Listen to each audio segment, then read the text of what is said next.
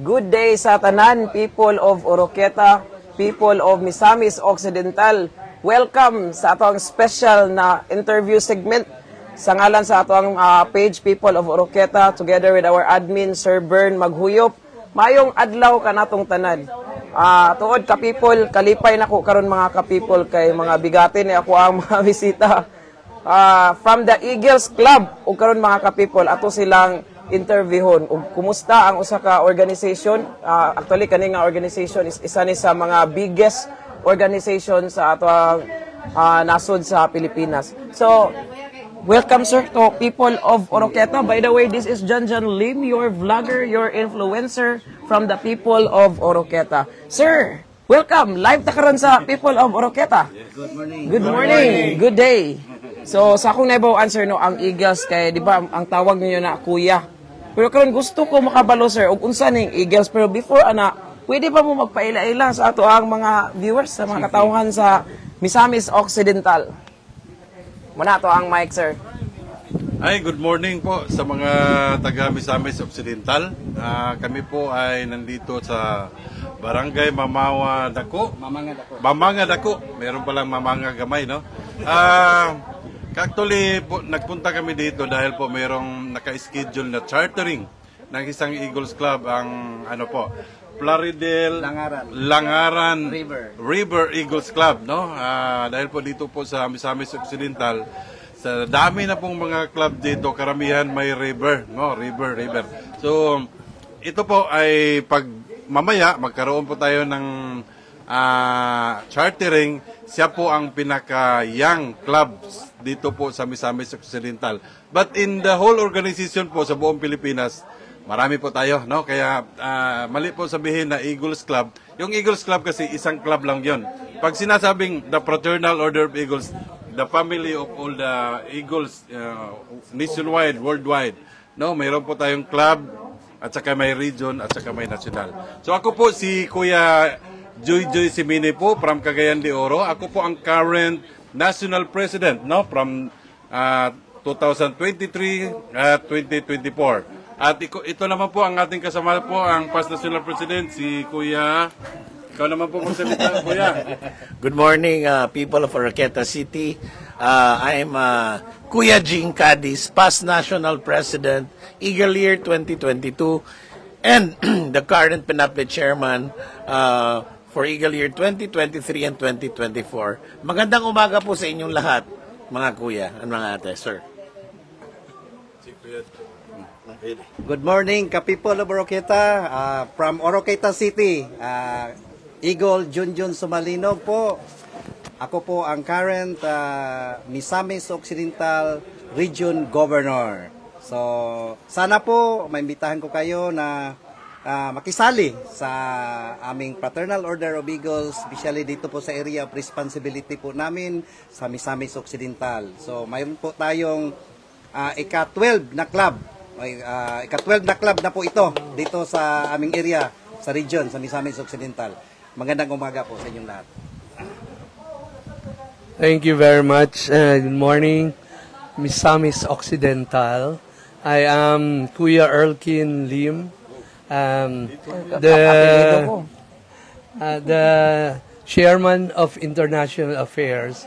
I will be handling all the affairs outside the Philippines. And today we are here to witness the chartering of one club here under Kuya Governor Junjun Sumalinog. So we are grateful that we are here today. And thank you for this opportunity po. Thank you. Thank you so much, mga kuya.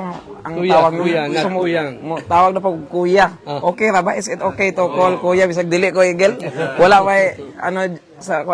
wala pa mga rules, regulation nga bawal. So, speaking of Eagle, bakit Eagle ang pangalan, sir?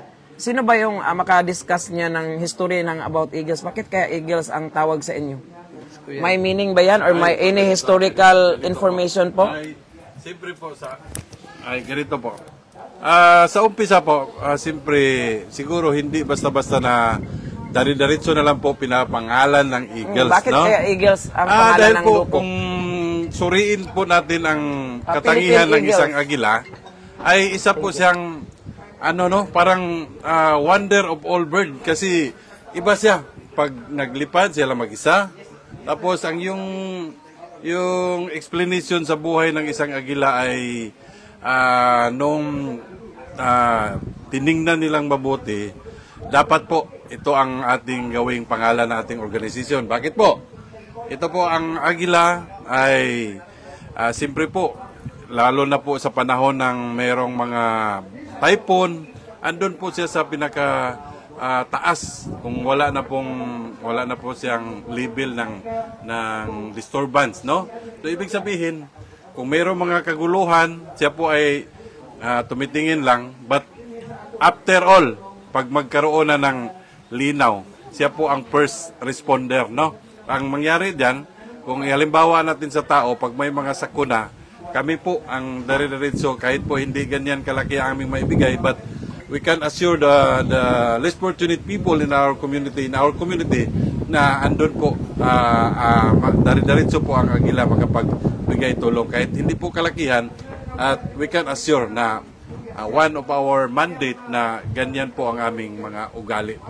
Paano po nagsimula ang Philippine Eagles, sir? Sino ba yung founder? Ganito po. Ano ba yung nangyari? Meron po tayong 11 founders, no?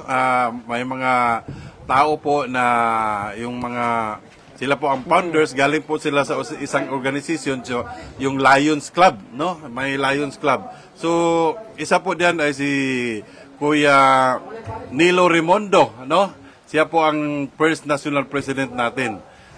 Bakit po Eagles ang pinapangalan nila? Dahil po kanina kung anong explanation ko, siya po ang ibon na iba po sa maraming ibon, no? Kaya sa pagsusuri, karapat-dapat na ipangalan sa agila. Alam naman natin, yung mga tao na nag-umpisa dito, yung mga founders, sila po ay mga idol. Ibig sabihin, sila po ay may mga kapangyarihan, may mga negosyante, at napili po nila ang pangalan agila dahil iba po talaga ang isang agila. Kaya kami po nagpasalamat sa ating mga founders na sa matagal na panahon na intindihan natin mabuti kung bakit po agila ang pinapangalan ng ating organisasyon. Dahil po sa mga experience na nangyari, andun po tayo palagi. Nag-uuna po, tayo unahan, no? So, maganda po, siguro ang iba nating mga kuya, may explanation kung bakit agila talaga, hindi manok, bakit hindi cobra, monkey, hindi dragon, hindi cobra, yung mga dahil ang agila po matapang. ay iba po siya, no? Oo. Hindi manok. Marami yung Maganda mga po hayop na matapang, no? Pwede dragon, pwede yung... Ang agila iba talaga, pang. siya, parang idol of all birds. Okay, sir. Para sa amin. Kayo, sir, baka meron din kayong masabi. As history, no? Actually, marami silang previous names like the Tamaraw, the Griffin, but they opted to choose the eagle because it represents the whole country as Filipinos. Yung Philippine eagle natin. Kaya, instead of parang, kasi meron ding mga choices nila na pangalan, meron Maharlikans. So, para siyang naging parang regionalistic. But when you say Philippine eagle as a whole, it explains the whole archipelago ng Pilipinas. That's why they chose the eagle as the name of the fraternity. So it became the Fraternal Order of Eagles, Philippine Eagles. And yan po yun, mga kuya. Before we proceed, mga ka-people, let us acknowledge Sir Augusto Cadiz, our Secretary General sa Philippine Eagles. Sir, welcome to People of Oroquieta. Naka-livestream po tayo ngayon. Baka may mensahe kayo. Buntag sa tanan. It's great to be here for the first time in your wonderful city. Thank you so much for the warm welcome. Sir, yung Eagles ba, ilang taon na ito? 44 years. So, sobrang tagal na pala ng Eagles. Yeah, actually, the organization was started 1979. No, so now almost 45 years na po tayo. Maganda po ang resulta, marami at siguro ang pinaka-testament diyan ay marami na po tayo. Wala naman pong nagsabi na hindi maganda ang organisasyon, puro po positive. ang ating mga ginawa. Kaya we are very proud na tayo po ay kabilang at kasali po dito sa minamahal nating organisasyon na to. So kayo, ikaw sir, baka may message din po kayo. Okay. Thank you once again. Bottom line, the Fraternal Order of Eagles focused on how to assist the needy people, no? Especially in our area and in our country. Now, it's not only in our country. We go around the world, no? Different countries around the world, no?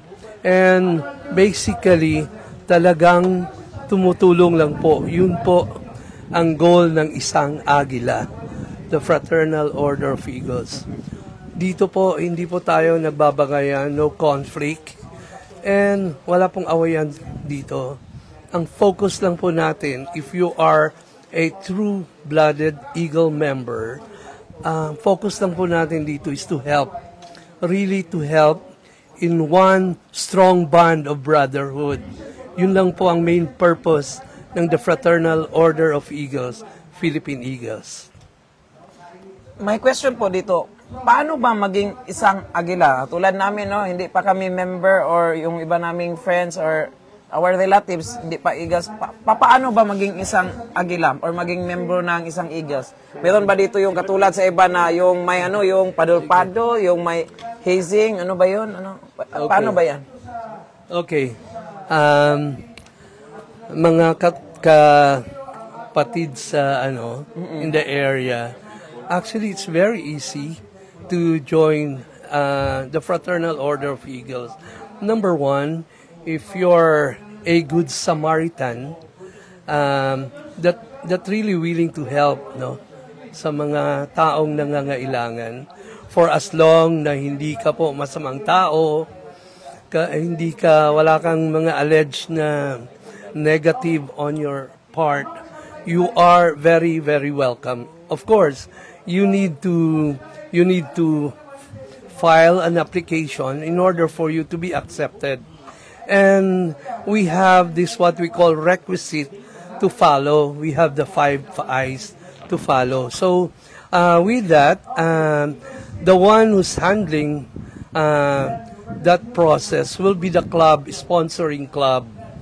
All you have to do, if you really want to join, all you have to do is to ask for an application and a letter of intent to join.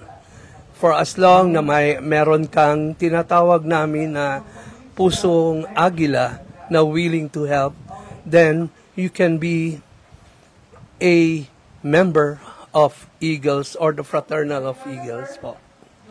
How about the financial background, sir? Is it a requirement to become an Eagle? Example, mahirap lang po, walang educational background. Pwede ba rin siyang maging agila? Actually, there's no such thing as tinatawag natin na parang kung mayaman o Mahirap. There's no such thing as that.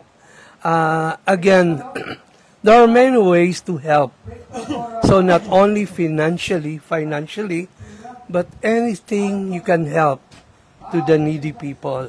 For example, itong mga calamities, marami tayong akala nila financial lang. But we need manpower, not only financial, but manpower with skills, no? For example, they know first aid and everything. They can also do that. So meaning, wala pa tayong dinidiscriminate dito. No discrimination at all sa the Fraternal Order of Eagles. Anybody can join. But again, we have this what we call the membership committee who will try to check kung talagang you are qualified to join. Hindi naman po pwede na hindi po chini-check So yung may character. verification process pa pala, sir? Yes po. Bago maging isang Eagle. Hindi pala agad-agad. Katapos na registration or pasok na agad, hindi pala. No? Meron pang approval. Kasi totoo naman sinabi ni Kuya Earl, no? Meron po tayong dalawang uri ng tao. Ang kakayahan niya po ay marami siyang pera. Wala naman siyang oras. Meron ding maraming oras pero walang pera, kaya mix. Pero sa totoo lang, hindi din pwede na walang-wala talaga. Kasi sa umpisa pa lang, kailangan natin, example, yung mga uniform natin. No, meron din tayong process.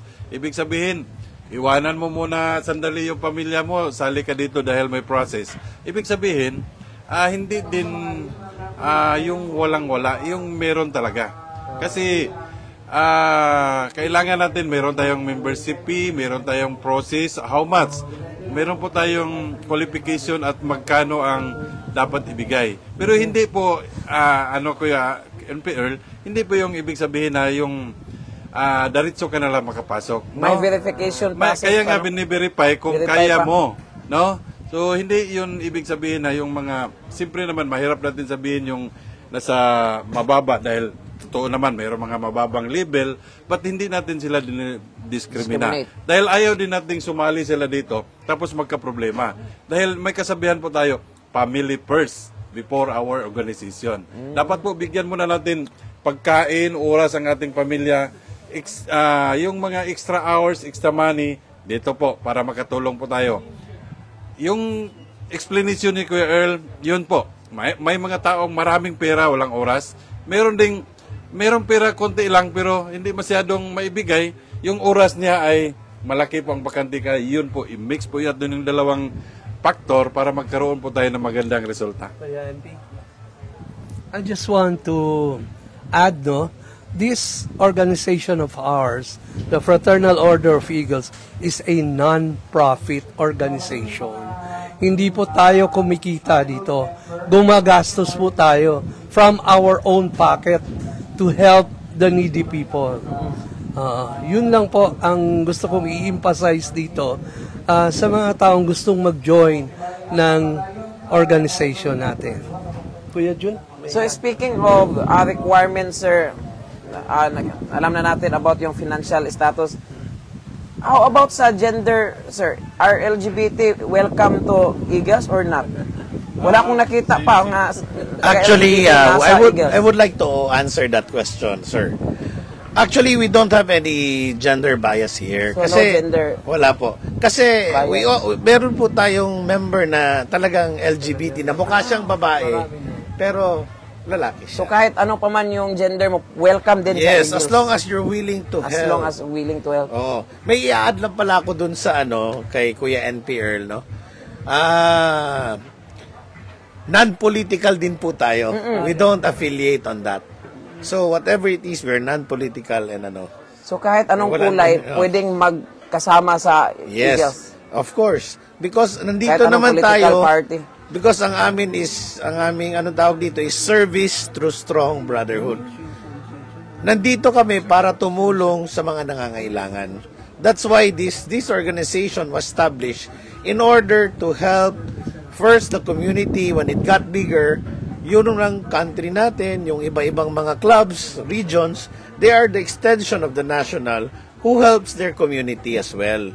Even in the international countries, just like in Dubai, Saudi, Hong Kong, incoming in Saipan. So, meron na po tayong iba-ibang country po na Phnom Penh, of course. Meron tayo, Rome, France. Sa Malta, meron din po tayo. So, actually, the Philippine Eagles are already scattered all over the world. Hindi lang po dito sa Pilipinas, but it's also already an international organization.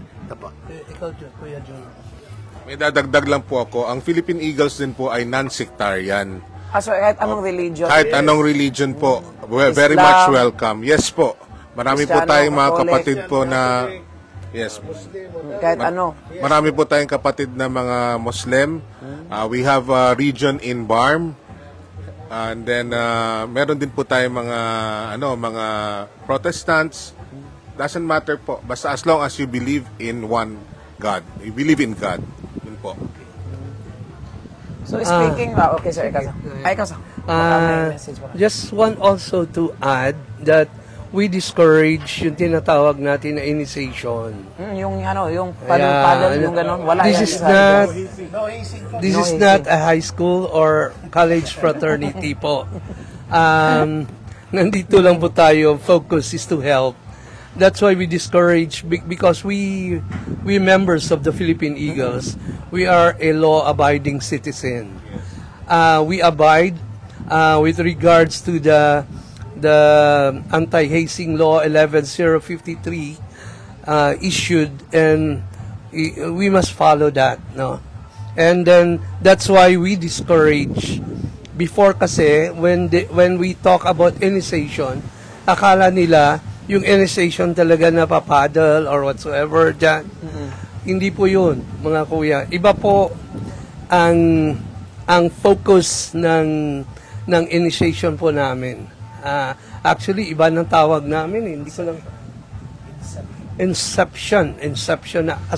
Instead of initiation, inception na po ang tawag namin. So, more on brain, more on memorization, and whatsoever. Memorize namin yung mga pledge namin, whatsoever, and other, but not again. Let me reiterate that no, yung tinatawag natin literal na initiation, na talagang papadulan ka or whatsoever.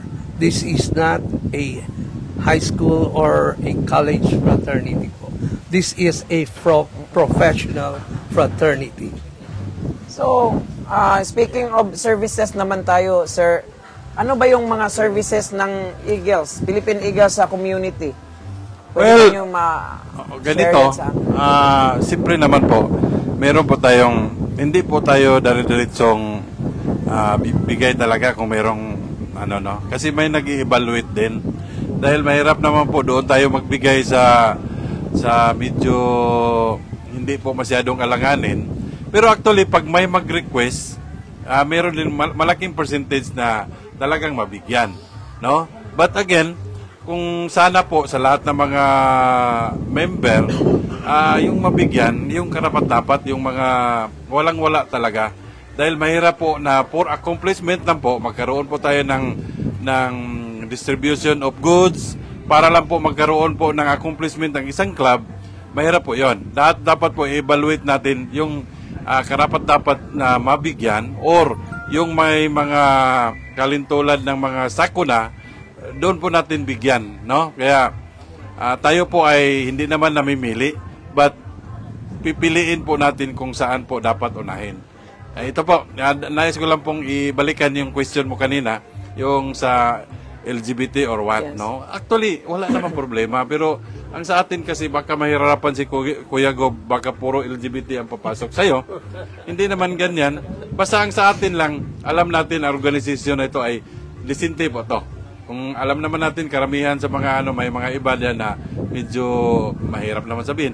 Basta ang sa atin dito, wala po tayong tingin kung anong kasarian. Basta importante, naintindihan po niya kung anong pinasukan niya, at ito po ay ang organisasyon na handang tumulong, handang magbigay, at tayo po ay dapat magiging good example sa ating komunidad.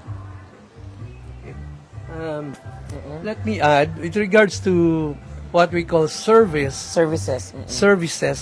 any kind of services. Like ano kami. po? Kahit ano. First thing kasi, nung una ginawa namin ito, for environmental. Tumutulong tayo sa environment. That's why in our Magna Carta, talagang meron kami tinatawag na plant a tree talaga para sa environment. But then again, lalong lumalawak yung tulong ng isang agila.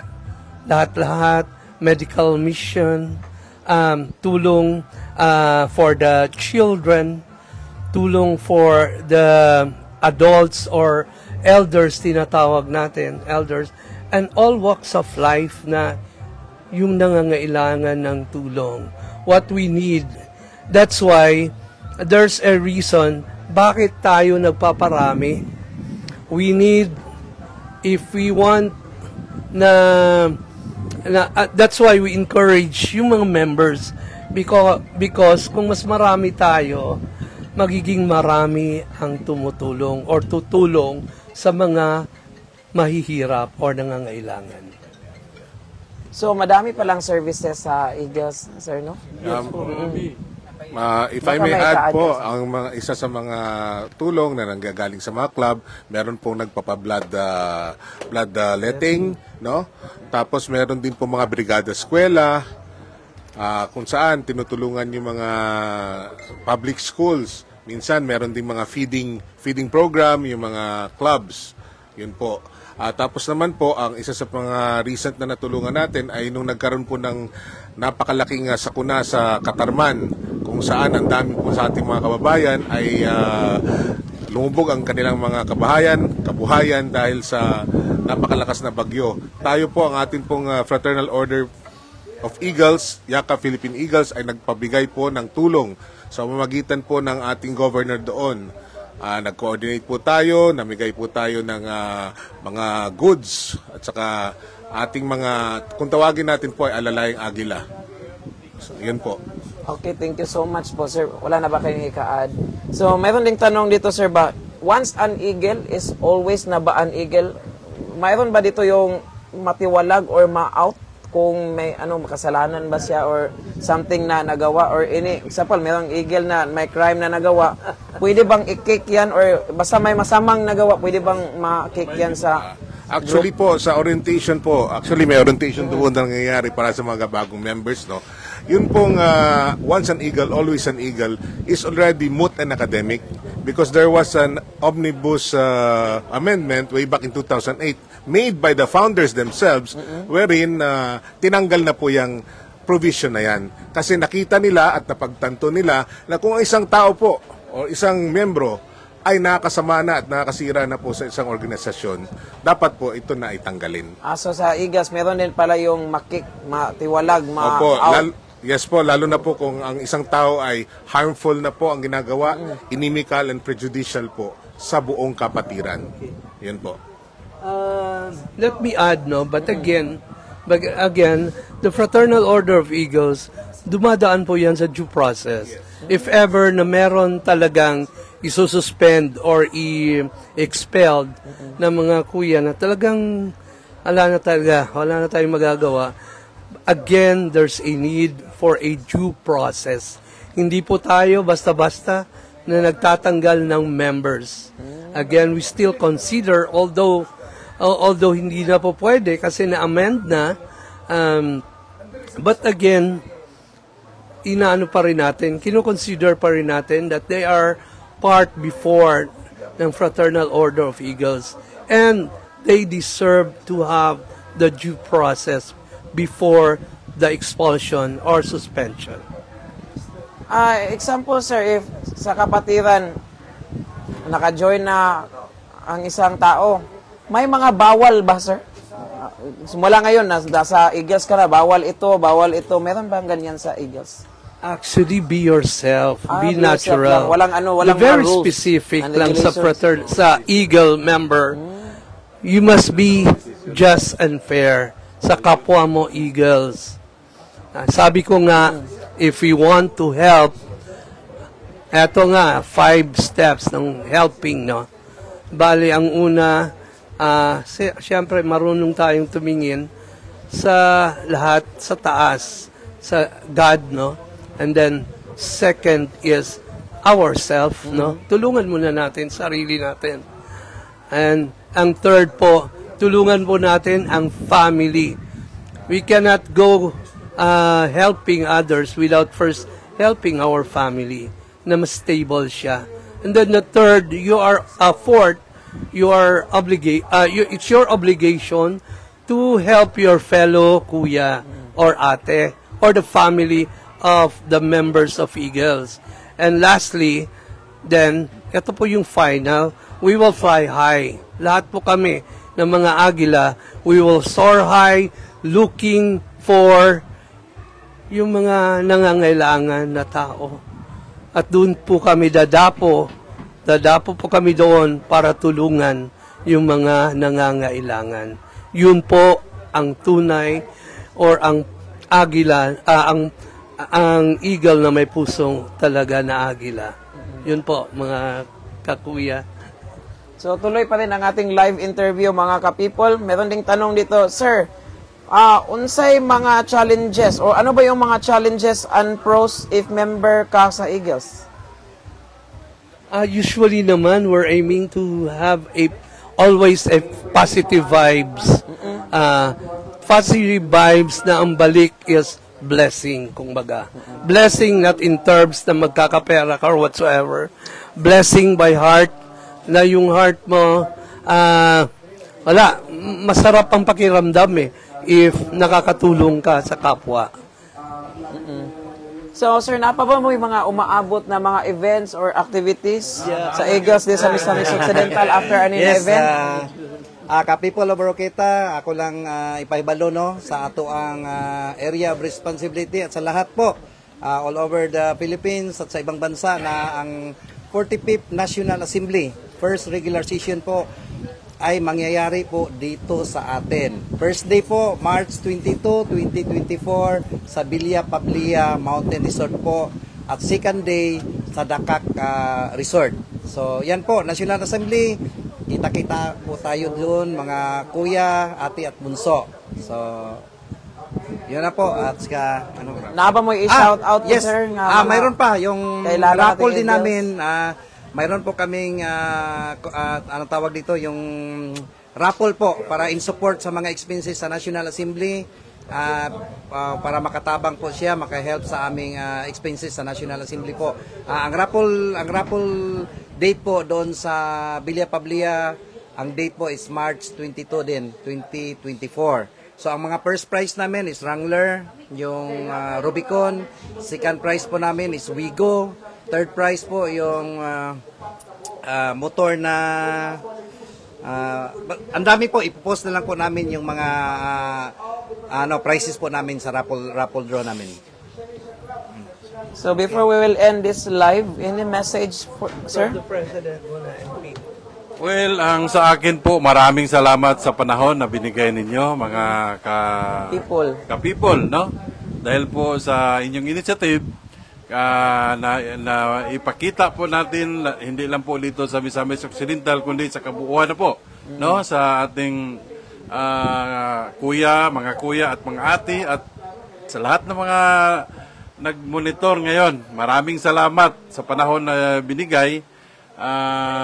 Siguro sa sinabi ni Kuya John, no, hindi naman tayo nangangarap na mayroong mga untoward dahil para andun po tayo magtulong. Lahat po, all the time, pwede tayo magtulong. No? Ito po ang ating hangarin dito. At higit sa lahat, maraming salamat, Misamis Occidental. Ngayon po, magkaroon tayo ng activity dito, additional clubs, additional members, at sana, hindi lang po ito ang huli na magkaroon tayo ng mga series of chartering dito. Mabuhay po tayong lahat. Magandang araw po sa inyong lahat, no? For the last question, sir, ano ba yung role namin or among ma-help sa inyo ang mga activities as a vlogger? Well, Baka siguro, kailangan nyo rin kami. yung pinag-usapan natin dito ngayon, huwag niyong itigil doon sa kung saan pwedeng ipakita yan, no? Huwag niyo itigil. Yun lang siguro. Dahil ngayon po, papunta po kaming Dapitan, meron din kaming activity doon, Agila din. Yun po ang buhay namin, no? Then, next tomorrow, nasa Calabarzon kami, balik naman. Dahil kami po ay hindi lang po sa Pilipinas, all over the world kami. Thank you so much, sir. Kayo, sir, meron ba kayong mensahe? For me po, I would like to answer yung question niyo po. Siguro po, ang may tutulong niya is, whenever there is a community service done by the Misamis Occidental Region, maybe pwede po kayong umattend and then cover it so that people would see kung ano po yung ginagawa ng Agila. And then also, makita para makita po nila. That's why po, sa lahat po ng Madlang people, I would like to invite each and everyone who has the pusong Agila to help other people, needy people in our community, to join us and be one of us. Yeah. And be a member of the Fraternal Order of Eagles, Philippine Eagles. Lumapit lang po kayo. Kung may kilala po kayong mga Agila, lumapit po kayo and then you tell them that you want to join the organization. Marami pong salamat. Anyway po, I would like to thank also the Misamis Occidental region for inviting us to come over here in your very beautiful place. It's good to be back here in Misamis Occidental. Magandang umaga po. Lastly po, yung raffle ticket po natin is raffle for a cause. Ang pinaka-bottom line dito is matulungan natin ang PWD learners ng SPED Access. So, yung Oroqueta Central Elementary School po, mayroon po tayong mga PWD learners doon. Yun po ang matutulungan natin sa raffle ticket. Lastly, maraming salamat po sa inyong lahat at sa people of Oroqueta. Yeah. Again, thank you very much, Ms. Ok, especially to our regional governor, Kuya Junjun Sumalinog, for the very warm welcome. This is a very exciting place, and I'm more excited actually because we have new applicants or soon-to-be new members who will become part of Eagles. If you are interested, you can contact our governor here if you want to know more about what the Fraternal Order of Eagles is. If you have the heart to help other people, you have the time, then we enjoin you. Thank you very much, ka-people of Oroqueta and Misamis Occidental. Everything or everybody must have is what we call positive vibes. Wala po tayong worries. So, let me add, Kuya, dun sa kay Kuya Gob, if we have this what we call raffle, there must be a beneficiary. Yung beneficiary po natin, yung PWD na learners, ng PWD learners po. And again, I just want to thank you, and kung sino yung gustong mag-agila, na gustong tumulong, you are very much welcome to join us po. Ang the Fraternal Order of Eagles, Yakap Philippine Eagles. Thank you po. And thank you din pala kay Kuya Cyril. Siner. Kuya Siner na siya pong may-ari nitong area na po na ito. Ito po si Kuya Siner. Siya pong may-ari ng ano. So thank you Kuya for the warm welcome sa amin ng mga national officers po. Salamat sa inyo. May mensahe pa po si Kuya. May mensahe ka sa ano? Sa lahat ng nanonood sa inyo sa people of Oroqueta ngayon. Saan na siya? Okay na yan, okay na yan. Matik na yan. Salamat sa inyo mga kuya. Karon, bisan tuon nga, pagidaingon nga na nahiluna, paginahuman. So, sige lang kay tungod ani nga event, amo po na siyang ginidali, bisan tuod nga stress paggamay. Pero at least ba amo pong nagampanan po nako, sige nga nilang. Pero sa umabot po pohon, basin po nga, ma-okay na gid siya tanan. Hinahinay lang yun. So karon salamat sa amo ang mga naagi ni sa mga kahitasan, isip mga agila, kani si NP, atong NP po sa una, NP pa di hapon sa una, o sa atong gobernador. Kani si Kuya. So salamat kayo sa inyong pag-ari bisag suok kayo ni napita. Madumduman na pod gyapon. Salamat. Madumduman na pod gyapon kay kani manggod ya no, mura mataputag amigas po mga agila.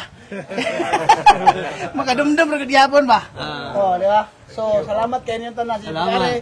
People of Oroqueta nga mao'y nagka-village karon dire. Salamat niyo tanan. Sunod po balik ata dire. Kana ma-okay na gyud. Labi na gyud po sa ako gagaw kasi bo suportado kay kuan Kuya Arnold. Tanan isa po ni dire sa iya po dire. Arnold. Ali ipiya. Live. Yes, actually we're live at People of Oroqueta. Isa po ni dire. Dayon napon big himong racket mo po ni driver sa mong racket po. Ipalupa na mong China dito na mo ibuto. Bitaw tuloy ko ani siya bayugas siya. Magpirit na ni siya kanapa og poultry po diha amo himuon. Mao po na siya ipakaon na mong iti diha po nga mahimo siya gas at the same time kanang mahimo siyang liquid fertilizer. So tungod po kami nihimo mig ani Kay gumikan po sa mga farmers nato diri luoy kayo ba. So amo pong naisipan kay kami diri sa una daghang kamaisan diri. Tungod po sa kamahal po sa mga abono, mga unsa diha. So ako ni siyang giplano nga maka-open mi dire. Para po amo po ma-share po namo matabang po namo sa mga kuan. Imo na pusong agila gyud. So salamat kayo. Kaya doon ang purpose gid niyang kaning fertilizer to put back to take out the kuan yung mga mga acid ba, mga synthetic siya.